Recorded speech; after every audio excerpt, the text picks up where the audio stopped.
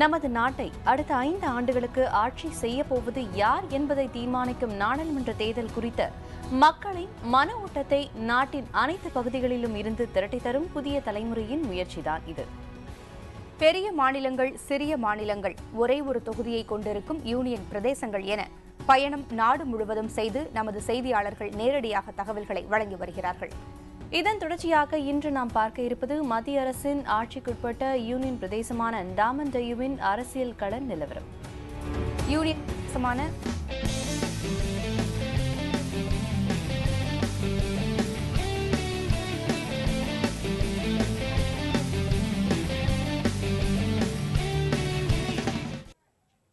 பன்முகத்தன்மை கொண்ட இந்தியாவின் நாடாளுமன்ற தேர்தல் பற்றிய செய்திகளை களத்தில் இருந்தபடியே துல்லியமாக வழங்குவதற்காக நாட்டின் அனைத்து பகுதிகளுக்கும் புதிய தலைமுறை செய்திக்குழுவினர் பயணம் செய்து வருகின்றனர். 543 மக்களவை தொகுதிகளின் தேர்தல் நிலவரத்தையும் அறிந்து கொள்வதுதான் இந்த பயணத்தின் நோக்கம். முதலில் செய்தியாளர்கள் ஹசீஃப், மகாலிங்கம் உள்ளிட்டோரை கொண்ட குழுக்கள் வடகிழக்கு மாநிலங்களான சிக்கிம், நாகாலாந்து, திரிபுரா, மணிப்பூர், மேகாலயா, மிசோரம், அசாம், அருணாச்சல பிரதேசம் ஆகிய மாநிலங்களில் கள ஆய்வு மேற்கொண்டு தகவல்களை வழங்கியது. இதைத் தொடர்ந்து சத்தீஸ்கர், ஜார்க்கண்ட், மத்திய பிரதேசம், மேற்கு வங்கம், ஒடிஷா, மகாராஷ்டிரா, பீகார் ஆகிய மாநிலங்களில் கலாநிதி, கார்த்திகேயன் உள்ளிட்டோரை கொண்ட குழுக்கள் பயணம் மேற்கொண்டன. பின்னர் ராஜஸ்தான், ஹரியானா, குஜராத், கோவா உள்ளிட்ட மாநிலங்கள் மற்றும் யூனியன் பிரதேசமான தாத்ரா நாகர் ஹவேலியில் இருந்து தியாகச்செம்மல், கணேஷ், கௌதம் கார்த்திகேயன் உள்ளிட்டோர் அடங்கிய குழுக்கள் செய்திகளை வழங்கின.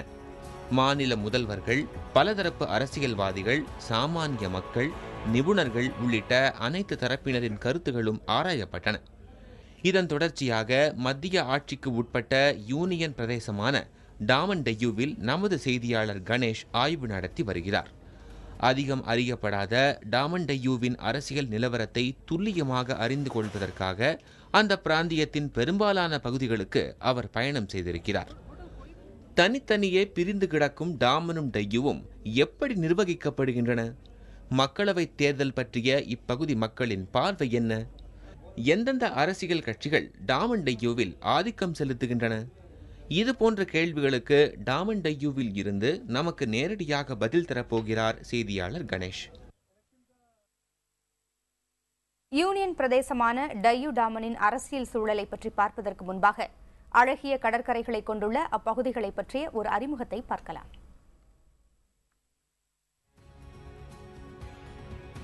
டாமன் டையூ தமிழில் நீண்ட காலமாக இப்படி அறியப்பட்டு வரும் பெயரை இங்குள்ள மக்கள் டாமன் தியூ என்கிறார்கள். இயற்கை அழகும் நிசப்தமும் பரவியிருக்கும் பகுதி இது. பல்வேறு இனங்களைச் சேர்ந்தவர்களும் வெவ்வேறு கலாச்சார பின்னணி உடையவர்களும் இங்கு ஒன்றாக வாழ்கிறார்கள். கோவா யூனியன் பிரதேசத்துடன் ஒருங்கிணைந்த பகுதிகளாக இருந்த டையூவும் டாமனும் 1987ஆம் ஆண்டில் கோவா மாநிலம் உருவாக்கப்பட்ட போது தனி யூனியன் பிரதேசமாக உருவெடுத்தன. அமைதியான சூழல் மற்றும் சுவாரஸ்யமான வரலாற்று பின்னணி ஆகியவற்றை கொண்டுள்ள டையூ நகரம் குஜராத்தின் சௌராஷ்டிரா தீபகற்ப பகுதியின் தென் முனையில் அமைந்துள்ளது. அங்கிருந்து சுமார் 200 கிலோமீட்டர் தொலைவில் கொங்கண கடற்கரையில் அமைந்துள்ளது டாமன் நகரம்.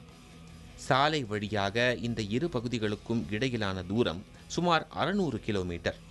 போர்த்துகீசியர்களின் ஆளுகையின் கீழ் பல நூற்றாண்டுகளாக இருந்து வந்த இந்த பிரதேச பகுதிகள் கடந்த 1961ஆம் ஆண்டு டிசம்பரில் இராணுவ நடவடிக்கை மூலமாக இந்தியாவுடன் இணைக்கப்பட்டன. எனினும் நீண்ட காலமாக இந்த இணைப்பு நடவடிக்கையை ஏற்றுக்கொள்ளாத போர்த்துகீசிய அரசு 1974ஆம் ஆண்டில்தான் கோவா டையூ டாமனை இந்தியாவின் ஒருங்கிணைந்த பகுதிகள் என அங்கீகரித்தது. பல மன்னர்களாலும் ராஜ வம்சத்தினராலும் டையூ ஆளப்பட்டதாக தகவல்கள் தெரிவிக்கின்றன. இங்குள்ள கட்டடங்களில் போர்த்துகீசிய பாணியின் தாக்கம் பரவலாக காணப்படுகிறது. கோவாவுடன் ஒருங்கிணைந்த பகுதியாக இருந்ததன் காரணத்தால் ஒரு சிறிய கோவா போன்றே டையூ மற்றும் டாமன் பகுதி காட்சியளிக்கிறது. அகமதாபாத், ராஜ்கோட், பவ்நகர் மற்றும் வதோதராவில் இருந்து டையூ நகருக்கு போக்குவரத்து வசதிகள் உள்ளன. கோக்லா என்ற கிராமத்தில் அமைந்திருக்கும் கடற்கரை மற்றும் நகோவா கடற்கரை ஆகியவை சுற்றுலா பயணிகளை அதிகம் ஈர்க்கின்றன. தையுதாமன் கடற்கரைகளை பொறுத்த வரைக்கும் ரொம்பவும் பிரபலமான ஒரு கடற்கரையில் நான் இப்போ இருக்கேன். ஜாம்பூர் பீச். அதாவது இந்த இடத்துல எல்லா விதமான பொழுதுபோக்கு அம்சங்களும் இருக்கு. நான் செய்து கொண்டிருக்கக்கூடிய குதிரை சவாரியை போல ஒட்டகங்களின் சவாரி இருக்கிறது. அதே போல பாராகிளைடிங் ஃபெசிலிட்டிஸும் இங்கே இருக்கிறது. சுற்றுலா பயணிகளுக்கான ஒரு மிகச்சிறந்த ஒரு தலமாக இது இருக்கிறது. இதில் கவனிக்க வேண்டிய ஒரு அம்சம், இது தாமன் அண்ட் தையூ என்பது 1987 வரையில் கோவாவோடு இணைந்த ஒரு பகுதியாகவே இருந்தது. 87ஆம் ஆண்டு கோவா பிரிந்து தனி மாநிலமான பிறகு இது தனியாக இருக்கிறது. ஆனாலும் கோவாவுடைய தாக்கத்தை இந்த இடத்தில் முழுமையாக பார்க்க முடிகிறது. கோவாவை போலவே ஷாக்ஸ் அமைக்கப்பட்டிருக்கிறது.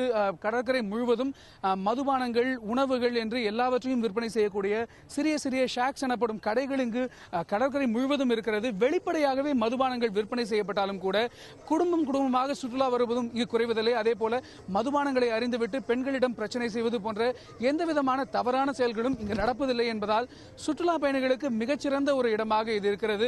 கிட்டத்தட்ட சொல்ல வேண்டும் என்றால் ஊட்டி இருக்கிறது நமது தமிழ்நாட்டில். ஏற்காட்டை ஏழைகளின் ஊட்டி என்று சொல்லுவார்கள். இது கிட்டத்தட்ட ஏழைகளின் கோவா என்று சொல்லக்கூடிய ஒரு இடம்.